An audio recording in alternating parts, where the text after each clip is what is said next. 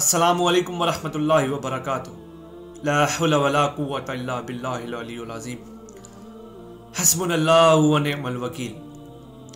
मन कान यअबुदु Muhammadan फ़इन्न Muhammadan क़द मात व मन यअबुदुल्लाह फ़इन्नल्लाह हय्युन ला यमूत। सही बुखारी में 4 जगह कम से कम इस हदीस को बयान किया गया। हज़रत अबू बकर सदीक मस्जिद नबवी के अंदर तशरीफ़ लेके आते हैं, लोगों का मजमा लगा होता है। हज़रत उमर ने तलवार निकाली होती है और लोगों से कह रहे होते हैं कि जिसने ये कहा कि मोहम्मद सल्लल्लाहु अलैहि वसल्लम फौत हो गए, मैं उसकी गर्दन को उड़ा दूंगा। हज़रत अबू बकर सदीक मस्जिद में तशरीफ़ लेके आते हैं, हज़रत उमर को देखते हैं, लोगों को देखते हैं और बीबी आयशा के हुजरे में दाखिल हो जाते हैं। नबी सल्लल्लाहु अलैहि वसल्लम की मैयत मुबारक पड़ी होती है, आपके चेहरे से चादर उतारते हैं, आपके माथे पर बोसा देते हैं और कहते हैं मुझे यकीन है कि अल्लाह ताला आप पर 2 मौतें इकट्ठी नहीं करेगा।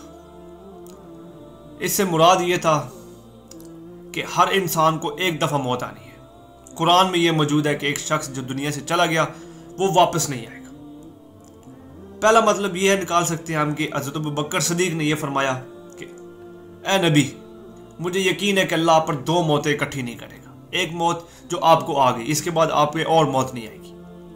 और दूसरी हम इससे ये भी नतीजा निकाल सकते हैं कि जो हज़रत उमर कह रहे थे कि जिसने कहा कि मोहम्मद सल्लल्लाहु अलैहि वसल्लम मर गए, मैं उसकी गर्दन उतार दूंगा, तो हज़रत उमर के नज़दीक ये था कि शायद सैयदना मूसा की तरह अल्लाह के नबी सल्लल्लाहु अलैहि वसल्लम भी दुनिया से कुछ टाइम के लिए चले गए हैं और फिर वापस आ जाएंगे। तो इस बात की उन्होंने तरदीद की। हज़रत अबू बकर ने फरमाया अल्लाह के नबी, मुझे यकीन है कि अल्लाह आप पे 2 मौतें इकट्ठी नहीं करेगा।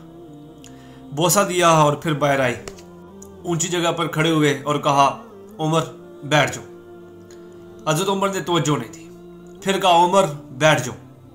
फिर हज़रत उमर ने तवज्जो नहीं दी। तीसरी दफ़ा कहा उमर बैठ जाओ, लेकिन हज़रत उमर ने कोई तवज्जो नहीं दी। फिर हज़रत अबू बकर सदीक ने फरमाया लोगों, उमर को उसके हाल पर छोड़ दो। फिर हमदुसना बयान की तो लोग सारे हज़रत उमर को छोड़ के सैयदना अबू बकर सदीक के पास आ गए, क्योंकि वो सीनियर साहबी थे, लोग उनकी इज्जत करते थे। हज़रत अबू बकर सदीक के पास लोग आए। क्या खुतबा था, क्या खुतबा था जो हज़रत अबू बकर सदीक ने दिया। कहीं पे ये अल्फाज नहीं लिखे हुए थे, कोई तालीमात नहीं थी, लेकिन हज़रत अबू बकर सदीक ने हमदुसना बयान की और फिर फरमाया मन कान याबुदु मुहम्मदन फ़इन्न मुहम्मदन क़द मात। जो कोई मोहम्मद की इबादत करता था वो सुन ले, मोहम्मद सल्लल्लाहु अलैहि वसल्लम को मौत आ गई है। ओए होए होए, कद मात के लफ्ज़ हैं। वफात पा गए नहीं, वसाल पा गए नहीं, दुनिया से तशरीफ ले गए नहीं, दुनिया से पर्दा फरमा गए नहीं। मात, जो कोई मोहम्मद सल्लल्लाहु अलैहि वसल्लम की इबादत करता था वो जान ले कि मोहम्मद सल्लल्लाहु अलैहि वसल्लम को मौत आ गई। व मन यअबुदुल्लाह, और जो कोई अल्लाह की इबादत करता था, फ़इन्नल्लाह हय्युन ला यमूत, वो जान ले कि अल्लाह जिंदा रहेगा और अल्लाह को कोई मौत नहीं आएगी। ओए होए, सर क्या फर्जी खुतबा था जो हज़रत अबू बकर सदीक ने दिया। लोगों को क्या मुतमईन करने का अंदाज था। नबी सल्लल्लाहु अलैहि वसल्लम की मैयत मुबारक पड़ी है, पॉइंट टू बी नोटेड। नबी सल्लल्लाहु अलैहि वसल्लम की मैयत मुबारक पड़ी है, उस पर फ़ज़ाइल नबी नहीं बयान हो रहे, आप सल्लल्लाहु अलैहि वसल्लम के फ़ज़ाइल नहीं बयान हो रहे, दुरूद शरीफ नहीं पढ़ा जा रहा, ताजदार ख़त्म नबूवत के नारे नहीं लगाए जा रहे, तौहीद बयान हो रही है। और तौहीद भी सैयदना अबू बकर सिद्दीक ने अपने पास से बयान की, और क्या तरीके से बयान की। मन कान यअबुदु मुहम्मदन फ़इन्न मुहम्मदन क़द मात व मन यअबुदुल्लाह फ़इन्नल्लाह हय्युन ला यमूत। जो कोई मोहम्मद की इबादत करता था वो जान ले मोहम्मद को मौत आ गई, और जो कोई अल्लाह की इबादत करता था या करता है या करता रहेगा वो जान ले कि अल्लाह को मौत नहीं आएगी, अल्लाह जिंदा है। सर ये तालीमात थी हमारे नबी की, सर ये तालीमात थी हमारे नबी की, ये ट्रेन करके गए। आप देखिए किस तरह की टीम तैयार करके गए अल्लाह के नबी अपने पीछे। किस तरह की टीम तैयार की। आज के दौर में अगर ये अल्फाज कोई बोले, गर्दन उसके अलग कर दे उसके जिस्म से। लेकिन सैयदना अबू बकर सिद्दीक ने, वो सहाबी, सर एक और पॉइंट यहां पे बनता है, किसी सहाबी ने नहीं कहा कि हम तो मोहम्मद सल्लल्लाहु अलैहि वसल्लम की इबादत नहीं करते, हम तो अल्लाह की इबादत करते हैं, तो आप हमारे सामने ये अल्फाज क्यों बयान करें। किसी ने नहीं कहा कि अबू बकर आप हमारे सामने किस तरह की बात कर रहे हैं, ये किस तरह की घड़ी और आप कैसी बात करें, हम तो मोहम्मद की इबादत नहीं करते। किसी ने उठ के नहीं कहा। सर तौहीद बयान हुई। सर जिनके सामने नबी सल्लल्लाहु अलैहि वसल्लम बार बार ये कहते रहे, सही बुखारी में ये मौजूद है, देखना मेरी शान को उस तरह बुलंद ना करना कि जैसा ईसा इब्ने मरियम के मानने वालों ने उसकी शान बुलंद की। मैं अल्लाह का बंदा और उसका रसूल हूं, मुझे अल्लाह का बंदा और उसका रसूल ही कहना। फिर एक सहाबी नबी सल्लल्लाहु अलैहि वसल्लम के पास आए थे, बुखारी मुस्लिम दोनों में मौजूद है। एक सहाबी नबी सल्लल्लाहु अलैहि वसल्लम के पास आए और अल्लाह के नबी को सजदा किया। अल्लाह के नबी ने फरमाया, और सर उठा, तू ये क्या कर रहा है। तो वो सहाबी कहने लगे, अल्लाह के नबी, मैं एक कबीले में गया था, वहां पे मैंने जाके देखा कि अवाम अपने हुक्मरान को सजदा करती है, तो आप तो हमें सबसे ज्यादा अजीज हैं, आप तो हमें सबसे ज्यादा अफजल हैं, तो मैंने सोचा मैं आपको सजदा करूं। तो अल्लाह के नबी ने फरमाया कि तुम में से पहली कौमें भी इसलिए बर्बाद होती थी कि वो अपने हुक्मरानों को और अपने अंबिया को सजदा करती थी। ओए होए होए। सर फिर जिस अबू बकर ने ये चीजें सुनी होंगी अल्लाह के नबी से, अल्लाह के नबी मरते हुए भी, आखिरी टाइम भी अल्लाह के नबी ने इस दुनिया से जब पर्दा फरमा रहे थे, अल्लाह के नबी ने यही तलीमात दी, ये फरमाते हुए दुनिया से चले गए कि यहूद नसारा तबाह हो जाएंगे, यहूद नसारा कि जिन्होंने अल्लाह के नबी की शान को बढ़ा दिया और अल्लाह के मुकाबले में खड़ा कर दिया। तो सर जिस अबू बकर सिद्दीक ने ये अल्फाज अल्लाह के नबी से सुने होंगे, उनका तो ये खुतबा बनता था ना।